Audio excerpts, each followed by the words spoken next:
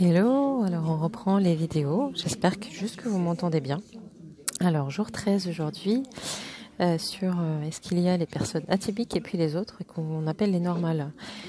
Et en fait, tout dépend vraiment de ce qu'on met derrière les mots et de ce qu'on met derrière les choses. Alors, on entend aussi, par exemple, les neurotypiques ou les normopensants. Et ce sont des termes qui, à la fois, peuvent être très énervants pour les personnes qui ne rentrent dans aucune étiquette. Et à la fois, ils portent quand même une espèce de réalité, puisque si on prend le terme normopensant, par exemple, c'est une personne qui pense dans la norme. Ça ne veut pas dire que la personne est normale. Et tout comme le fait d'avoir une norme établie dans la société, ça ne veut pas dire pour autant que toutes les personnes qui la suivent aujourd'hui sont normales.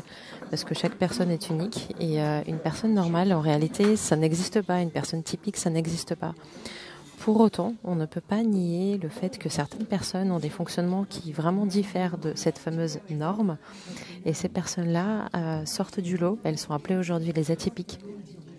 Mais ce qu'il faut savoir, c'est que leurs besoins profonds ne sont pas vraiment très très différents des besoins de toutes les autres personnes. Elles ont un besoin d'un environnement plus bienveillant, elles ont besoin de quelque chose de plus calme, de plus respectueux de qui elles sont, etc. Et en réalité, en fait, chaque personne aimerait ça, chaque personne rêve de ça. Donc voilà, je pense que nous sommes dans une période de transition où il y a d'une part une pseudo-norme et d'autre part une pseudo-atypie.